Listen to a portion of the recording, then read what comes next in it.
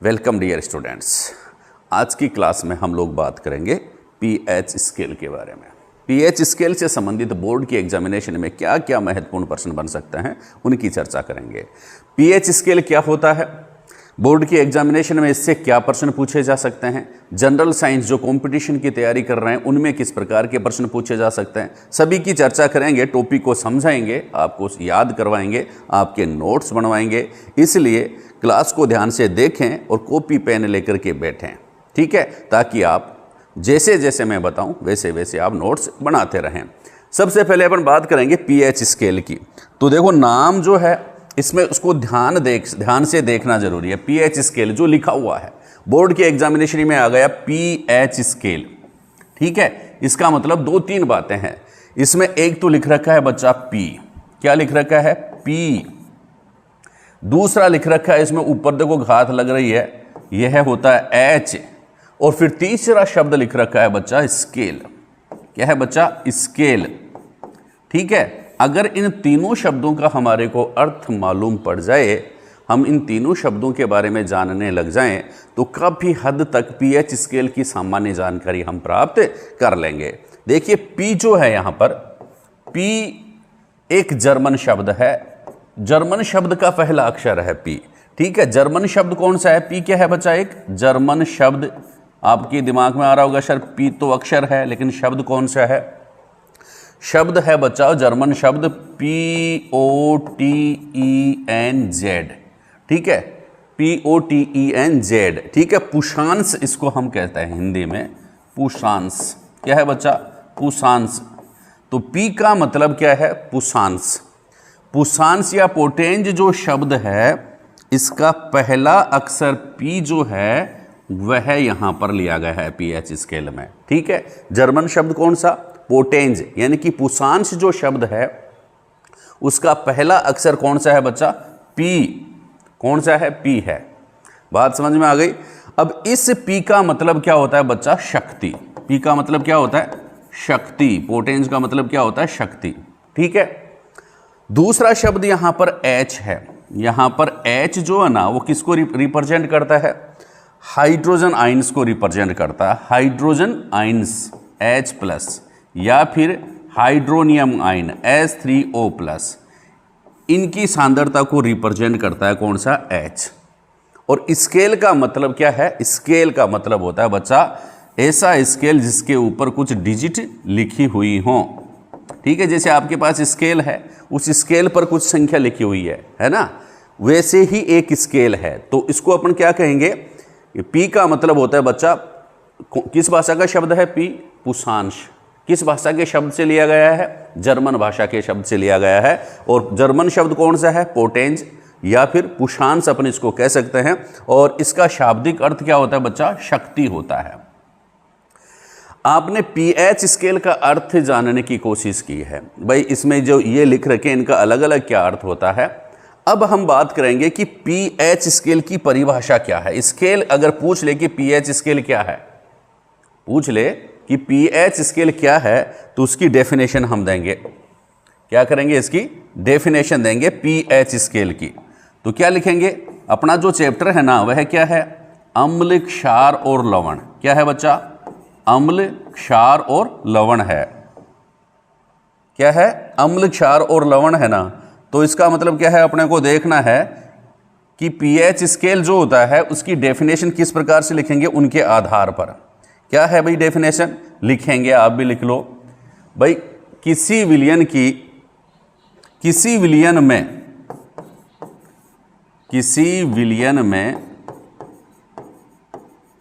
क्या लिखेंगे? किसी विलयन में उपस्थित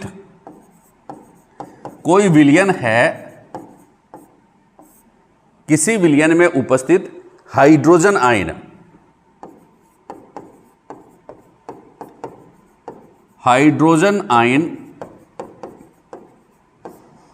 या हाइड्रोजन आयन की जगह एक और लिख सकते हैं, कौन सा भाई? Hydronium ion. किसी विलयन में उपस्थित हाइड्रोजन आयन या हाइड्रोनियम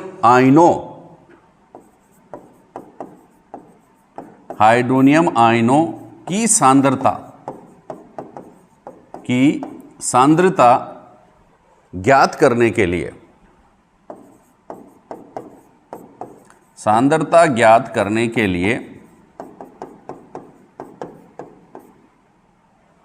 एक स्केल बनाया गया है, एक स्केल विकसित किया गया है, विकसित किया गया है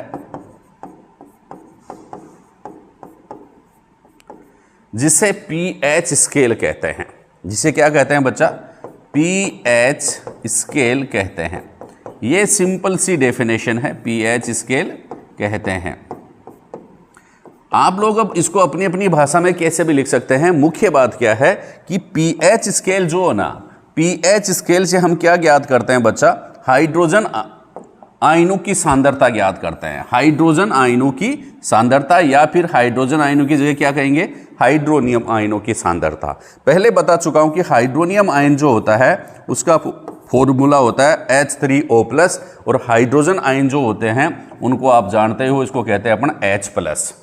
तो किसी विलयन में उपस्थित हाइड्रोजन आयनों की सांद्रता ज्ञात करने वाला जो स्केल है वह क्या कहलाता है? पीएच स्केल कहलाता है।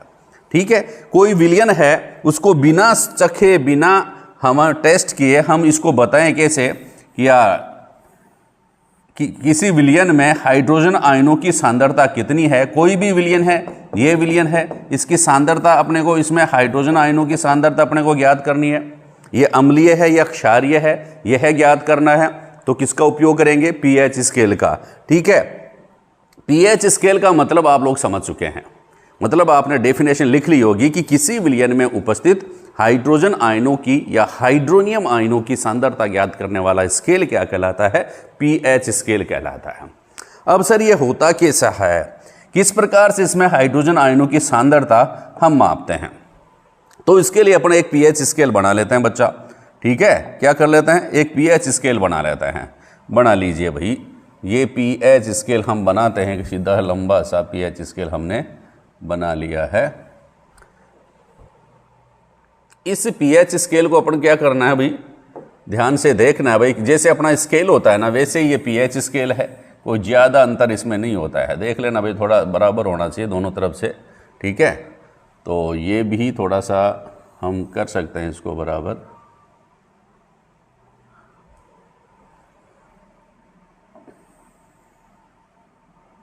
ये लो भाई, और इसका लगभग मिड जो है ना यहाँ पर है, ये मिड बीच में, ये बच्चा ये लो, इस प्रकार ये मिड है, बीच का पार्ट है ना, मैंने बना दिया है। अब आपको मालूम होना चाहिए कि इस पीएच स्केल में लगभग 0 से लेकर के कितने डिजिट होते हैं? 14 तक। मतलब यहाँ 0 से ये स्टार्ट होता है, यहाँ 7 होता है, बीच का पार्ट इसका 7 होता है, और यहाँ पर ये क्या होता है बच्चा? 14। क्या होता है? 14। ठीक है, अब अपने को ध्यान में रखना है, ये जैसे इधर पीएच स्केल की खास बात क्या है, इधर देखिए आप, अपन करेंगे इसको थोड़ा सा चेंज। यहाँ पर डिजिट लिख देते हैं अपन, यहाँ 0 हो गया, और यहाँ पर 1, यहाँ 2, यहाँ 3, यहाँ पर 4, ये थोड़ा सा फिर आएगा नहीं, दोबारा से इसको लिखना पड़ेगा अपने को, है ना, ताकि बराबर सा आ जाए, 7 तक आ जाए। 0, 1, यहाँ 2, 3, 4, 5, 6, 7, 8, 9, 10, 11, 12, 13 और 14। इस प्रकार इसमें क्या है? 0 से लेकर के 14 तक डिजिट होते हैं, ये आप ध्यान में रखना। 1, 2, 3, 4, 5, 6 और यहाँ पर 7, फिर 8, 9, 10, 11, 12, 13 और 14। अब समझे इसको बात को कि कोई भी विलयन जो होता है, उस विलयन में अगर यह बताए कि उस विलयन का पीएच जो होता है ना, अगर 7 है, अगर किसी विलयन का पीएच कितना है बच्चा? 7 है, ये दोनों का बीच का है ना, तो ये तो देखो बच्चा, इस इधर वाला पार्ट जो है ना, यह तो दर्शाता है अम्लीय, अम्लीयता को दर्शाता है। अम्लीयता कौन सा? 2 पार्ट हो गए ना इसको बीच में से, एक तो अम्लीयता हो गया, और दूसरा जो होता है ना, दूसरा पार्ट जो है ना बच्चा, यह किसको रिप्रेजेंट करता है, किसी विलयन की क्षारीयता को रिप्रेजेंट करता है। ठीक है, क्षारीयता का मतलब हाइड्रोजन आयनों की सांद्रता कम होगी और अम्लीयता का मतलब हाइड्रोजन आयनों की सांद्रता अधिक होगी। और अगर इसको हम इस प्रकार से दर्शाएं, ठीक है, इस प्रकार से अगर इसको हम दर्शाएं तो यह हाइड्रोजन आयनों की सांद्रता इस प्रकार घटती रहती है इसकी। ठीक है, ये देखो इस प्रकार इसमें थोड़ा सा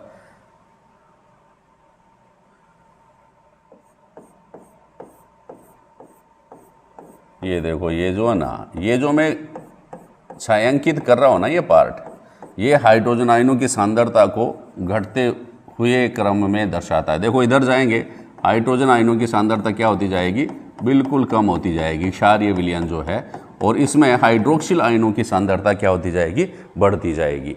ये बात ध्यान में रखना। तो ये यदि किसी विलयन का पीएच कितना है बच्चा, 0.7 है, कितना है, 7 है, सॉरी 7 है, तो वह विलयन क्या होगा बच्चा, उदासीन विलयन कहलाता है। वह विलयन किस प्रकार का होगा, उदासीन। अगर किसी विलयन का पीएच कितना हो, 7 हो, तो वह विलयन किस प्रकार का होगा, उदासीन होता है। ठीक है, अब 0 से 7 तक की, जब हम 0 से 7 की ओर बढ़ते हैं, जैसे मान लो किसी विलयन का विलयन पीएच क्या है, 0 है, तो 0 से किसी दूसरे विलयन का, ए विलयन का 0 है, बी का 1 है, 2 है, 3 है, 4 है, 5 है, 6 है। ठीक है, तो जैसे जैसे हम किसी विलयन का पीएच 0 से 7 की तरफ बढ़ता है, तो ये समझ लेना उसकी अम्लीयता क्या होती है बच्चा, उसकी अम्लीयता, अगर किसी विलयन का पीएच 0 से 7 तक बढ़ता है तो उसकी अम्लीयता क्या होती है बच्चा, घटती है, अम्लीयता घटती है। ध्यान से देखना, एग्जाम्पल में समझाता हूं कैसे, कि अगर कोई विलयन है ए, कोई विलयन क्या है, सॉल्यूशन है ए, और उस सॉल्यूशन ए का जो पीएच आ रहा है बच्चा 2, ठीक है, और सॉल्यूशन है आपके पास बी, सॉल्यूशन बी है और उसका पीएच आ रहा है आपके पास कितना, 4। अब आप लोगों से पूछ ले कि इन दोनों सॉल्यूशन जो हैं, ये दोनों विलयन जो हैं, उसमें किसकी अम्लीयता अधिक है, मतलब सॉल्यूशन ए का पीएच 2 है, सॉल्यूशन बी का पीएच 4 है, तो कहीं आप अंक देख के ये मत बता देना अम्लीयता का कि यार सॉल्यूशन बी का पीएच 4 है, इसका 2 है, तो ज़्यादा तो किसकी हुई अम्लीयता, इसकी हुई ना, 4 वाले की। लेकिन क्या हो जाएगा, आंसर गलत हो जाएगा। इसका मतलब क्या है, कौन से विलयन की अम्लीयता अधिक है, सॉल्यूशन ए, सॉल्यूशन ए जो है ना उसकी अम्लीयता कितनी है, 2। ठीक है, 2 जो है ना वह किससे अधिक है, 4 से अधिक है। यानी कि सॉल्यूशन ए जो है उसकी अम्लीयता किससे अधिक है, सॉल्यूशन बी से अधिक है, जो अंक में तो 4 है, लेकिन वैसे अम्लीयता किसकी अधिक होगी, जिसका पीएच कम है, जिसका पीएच कम है ना उसकी अम्लीयता अधिक होगी तुलनात्मक रूप से। जैसे सॉल्यूशन ए का पीएच 2 है, सॉल्यूशन बी का पीएच 4 है, तो किसकी अम्लीयता, किसका पीएच अधिक है, 4, सॉल्यूशन बी का, तो इसकी अम्लीयता कम होगी किसकी तुलना में, सॉल्यूशन ए की तुलना में। ठीक है, जिस विलयन का पीएच, क्योंकि 0 से 6 तक अपन जाएंगे तो अम्लीयता क्या होती है बच्चा, घटती है। 0 वाले की सबसे अधिक अम्लीयता होगी, 1 वाले की उससे अधिक होगी, उससे कम होगी, 2 वाले की उससे कम होगी, तीसरे वाले की उससे कम होगी, 4 पीएच वाले का उससे कम होगा, तो ये अम्लीयता घटेगी। दूसरी खास बात अपन क्या बताएंगे, अगर हम बढ़ें किधर, 7 से 0 की तरफ, किधर बढ़ें, 7 से 0 की तरफ, तो यहां पर क्या होगा बच्चा, अम्लीयता बढ़ेगी। समझ गए, अम्लीयता क्या होगी बच्चा, बढ़ेगी। अगर अपन 7 से 0 की ओर अपन बढ़ते हैं ना तो अम्लीयता क्या होगी, बढ़ेगी, एसिडिटी बढ़ेगी।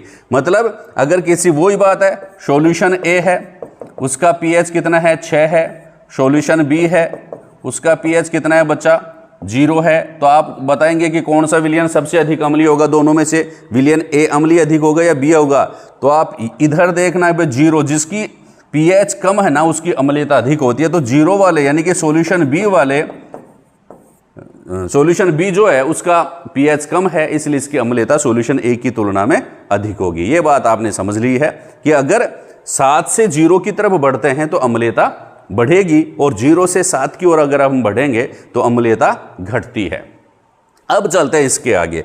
अगर आप सोच रहे हो कि सर 7 के बाद क्या करेंगे, अगर हम 7 से किधर चलते हैं, 14 की तरफ चलते हैं, 7 से किधर चलते हैं भैया, 14 की 14 की तरफ चलते हैं, 7 8 9 10 11 12 13 14, तो होगा क्या, क्षारीयता बढ़ेगी, किसी विलयन की क्षारीयता बढ़ेगी, इसमें कोई डाउट नहीं है। मतलब अगर आप लोगों से क्षारीयता का पूछे तो पूछे यदि किसी विलयन सॉल्यूशन ए है, सॉल्यूशन ए का पीएच कितना है 6, ठीक है, सॉल्यूशन बी है उसका पीएच कितना है 6, क्या इसको अपन करेंगे 8 कर लेंगे, और इसका सॉल्यूशन बी का पीएच कितना है 12 है, तो इसमें कौन सा अधिक क्षारीय है, तो जिसका पीएच अधिक होगा वह क्या होगा बच्चा, क्षारीय होगा, ठीक है, क्योंकि क्षारीयता कहां से कहां तक बढ़ती है, 7 से लेकर के 14 तक क्षारीयता बढ़ती है। और 14 से लेकर के वापस अगर आप इधर आएंगे तो वही बात है कि 14 से 7 की तरफ जैसा इसमें डिजिट घट रहे हैं वैसे क्षारीयता घटती है, वैसे क्या होती है बच्चा, क्षारीयता घटती है, ठीक है। इतनी सी बात अगर आप लोगों को समझ में आ गई, मतलब कि 7 से 0 की तरफ अम्लीयता क्या होती है, अम्लीयता बढ़ती है ना, 7 से 0 की तरफ क्या होती है बच्चा, अम्लीयता बढ़ती है, और 7 से 14 की तरफ क्षारीयता बढ़ती है, उल्टा सुल्टा हो गया ना, इधर क्या बढ़ती है बच्चा, क्षारीयता बढ़ती है, क्षारीयता बढ़ती है, बात समझ में आ गई। अब थोड़ी सी अपन चर्चा और कर लेते हैं, क्या कि भाई अगर किसी, जैसे मान लो अपने पेट में कौन सा अम्ल स्रावित होता है, जठर रस, पेट या जठर रस जो होता है ना उसमें कौन सा अम्ल होता है, हाइड्रोक्लोरिक अम्ल होता है, कौन सा अम्ल होता है बच्चा, हाइड्रोक्लोरिक अम्ल। तो आप लोगों से पूछ ले कि जठर रस जो होता है, जठर रस का पीएच कितना होता है, पूछ ले भाई, जनरल साइंस में पूछ ले, अपने बोर्ड की एग्जामिनेशन में भी पूछ ले, जठर रस का पीएच कितना होता है, तो आप क्या बताएंगे बच्चा, लगभग 1.2 पीएच, मतलब बहुत अधिक अम्लीय होता है, उसका पीएच अगर 1.2 है ना, तो इसका मतलब कौन सा अम्ल होता है अपने अमाशय में, HCl, हाइड्रोक्लोरिक अम्ल होता है, और जठर रस का पीएच कितना होता है, 1.2 होता है। हाइड्रोक्लोरिक अम्ल जो ना प्रबल अम्ल है, हाइड्रोक्लोरिक अम्ल क्या है बच्चा, प्रबल अम्ल है, और प्रबल अम्ल का जो पीएच है ना वो लगभग 0 से लेकर के कितने तक होता है बच्चा, 3-4 तक ये जठर रस इसका पीएच होता है, प्रबल अम्ल जो होते हैं। क्योंकि प्रबल अम्ल किसे कहेंगे, जो किसी विलयन में अधिक मात्रा में हाइड्रोजन आयन देते हैं वो प्रबल अम्ल कहलाएंगे, और जो जिनको विलयन में घोलने पर कम मात्रा में हाइड्रोजन आयन देते हैं ना बच्चा, उनको अपन क्या कहते हैं, दुर्बल अम्ल कहते हैं। तो प्रबल अम्ल का पीएच जो होता है ना 0 से लगभग 3 तक प्रबल अम्ल का पीएच होता है, ठीक है। इसके बाद जो है ना वो दुर्बल अम्ल चालू हो जाते हैं। जठर रस का पीएच हो गया। आप लोगों से पूछ ले सर नींबू का रस जो होता है ना, नींबू का रस का पीएच कितना होता है, तो नींबू का रस जो होता है उसका पीएच होता है लगभग 2.2, मतलब ये भी प्रबल अम्ल है। नींबू का रस जो होता है ना उसमें भी पीएच 2.2 के आसपास होता है। फिर अपन बात करें अपने रक्त का पीएच कितना होता है, ठीक है। रक्त का पीएच होता है बच्चा कितना होता है, 7.4। याद रखना, बहुत बार एग्जाम में पूछ लेते हैं रक्त का पीएच कितना होता है, 7.4। मतलब आप क्या बताएंगे, 7.4 को अम्लीय बताएंगे या क्षारीय बताएंगे, तो बताओ आप कि 7 पर तो होता है उदासीन विलयन, ठीक है। 7 से अधिक क्षारीयता स्टार्ट हो जाती है, तो क्षारीयता स्टार्ट हुई है 0.1 2 3 4, ठीक है। 7.4 गया है तो रक्त का पीएच, इसको अपन लिखेंगे बच्चा, अच्छा शब्द रहेगा, आंशिक क्षारीय होता है। किस प्रकार का होता है बच्चा, आंशिक क्षारीय। रक्त का पीएच कितना होता है, आंशिक क्षारीय होता है। बात समझ में आ गई। इसके बाद आप लोगों से पूछ ले कि भाई उदासीन विलयन का पीएच कितना होता है, उदासीन विलयन का पीएच कितना होता है, उदासीन विलयन का पीएच कितना होता है, तो आप क्या बताएंगे, उदासीन विलयन जो होता है उसका पीएच होता है बच्चा 7.0। उदासीन विलयन जो होगा उसका पीएच कितना होगा, 7 होगा। 7 पर मैंने बताया 0 से 14 तक डिजिट होते हैं, उसमें 7 का जो डिजिट है वह क्या है, उदासीन विलयन को रिप्रेजेंट करता है, बीज का है। क्योंकि जब अम्ल व क्षार आपस में रिएक्ट करेंगे ना तो क्या होंगे, एक दूसरे के गुणों को नष्ट करेंगे। इधर अम्ल है इधर क्षार है, ठीक है। अम्ल और क्षार आपस में रिएक्ट करेंगे तो एक दूसरे के प्रभाव को क्या कर देंगे, नष्ट कर देंगे और उदासीन हो जाएंगे। क्या हो जाएंगे, उदासीन। इसलिए जो उदासीन विलयन है, यानी कि जो लवण का विलयन है जनरली, उसका पीएच कितना होता है? लगभग 7 के आसपास होता है उदासीन लवण का पीएच। ठीक है बच्चा। अब आगे देखिए, उदासीन विलयन का पीएच क्या हो गया? 7.0। अब आप लोगों से पूछ ले कि मिल्क ऑफ मैग्नीशिया, कौन सा बच्चा? मिल्क ऑफ मैग्नीशिया, ये पूछ सकते हैं आपकी बोर्ड की एग्जामिनेशन में भी। Milk of magnesia, milk of magnesia, आपको पहले तो इसका सूत्र याद होना चाहिए। मिल्क ऑफ मैग्नीशिया जो होता है उसका रासायनिक सूत्र क्या होता है? आप बताएंगे MgOH होल ट्वाइस। यह मिल्क ऑफ मैग्नीशिया का रासायनिक सूत्र है। और यह क्या करता है भाई? एंटासिड का कार्य करता है। एंटासिड, एंटासिड का मतलब हिंदी में इसको क्या कहते हैं? प्रति अम्ल। क्या कहते हैं? प्रति अम्ल। प्रति अम्ल यानी कि ये एसिडिटी दूर करने वाला पदार्थ, जो शरीर पेट में अम्लता या आमाशय में अम्ल की मात्रा अधिक हो जाती है ना, उसको करने वाला, उसको दूर करने वाला दुर्बल अम्ल है। किस प्रकार का अम्ल है? मैग्नीशियम हाइड्रोक्साइड दुर्बल अम्ल, दुर्बल अम्ल है। ठीक है। मैग्नीशियम हाइड्रोक्साइड को हम क्या कहते हैं बच्चा? मिल्क ऑफ मैग्नीशिया कहते हैं। तो बहुत बार एग्जाम में पूछ लिया जाता है कि मिल्क ऑफ मैग्नीशिया जो होता है उसका पीएच कितना होता है? तो आप बताएंगे लगभग 10 के आसपास होता है। कितना होता है? 10 के आसपास होता है। और अगर आपसे कुछ और पूछ ले कि भाई सोडियम हाइड्रोक्साइड जो है उसका पीएच कितना होता है? जो सोडियम हाइड्रोक्साइड, देखिए सोडियम हाइड्रोक्साइड जो है ना, वह क्या है बच्चा? प्रबल क्षार है। क्या है? प्रबल क्षार। ठीक है। क्या है? प्रबल क्षार है। मतलब ऐसे क्षार जो जलीय विलयन में अधिक मात्रा में OH आयन देते हैं। लिख देंगे परिभाषा कि ऐसे क्षार, ऐसे क्षार जो जलीय विलयन में, जलीय विलयन में अधिक मात्रा में, अधिक संख्या में, अधिक संख्या में क्या देते हैं बच्चा? हाइड्रोक्सिल आयन देते हैं। OH माइनस आयन देते हैं। अधिक संख्या में हाइड्रोक्सिल आयन देते हैं या जो अधिक आयनित होता है वह क्षार क्या कहलाता है? प्रबल क्षार। OH माइनस आयन देते हैं, उन्हें प्रबल क्षार कहते हैं। उन्हें प्रबल क्षार कहते हैं। उन्हें क्या कहते हैं बच्चा? प्रबल क्षार। और जो कम संख्या में आयन देते हैं, चाहे हाइड्रोक्सिल आयन होंगे, हाइड्रोक्सिल आयन देंगे कम संख्या में तो वो दुर्बल क्षार कहलाएंगे, और कम संख्या में हाइड्रोजन आयन देंगे तो वो दुर्बल अम्ल कहलाएंगे। डेफिनेशन यही रहेगी, अधिक संख्या और कम संख्या, OH माइनस आयन और हाइड्रोजन आयन। ठीक है। OH माइनस आयन अगर अधिक संख्या में देते हैं तो वो प्रबल क्षार, हाइड्रोजन आयन अगर अधिक संख्या में देते हैं तो वो प्रबल अम्ल।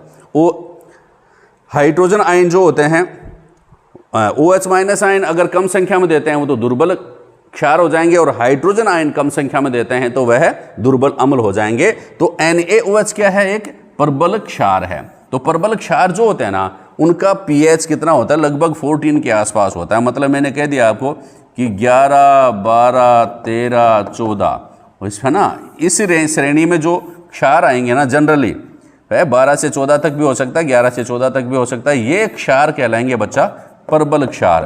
तो सोडियम हाइड्रोक्साइड जो है इसका पीएच लगभग 14 के आसपास होता है। किसके आसपास होता है? 14 के आसपास होता है। इसी प्रकार अगर आप लोगों से पूछे हाइड्रोक्लोरिक अम्ल HCl का पीएच कितना होता है? ये 0 से, इसको कहेंगे 0, प्रबल अम्ल है। हाइड्रोक्लोरिक अम्ल भी क्या है बच्चा?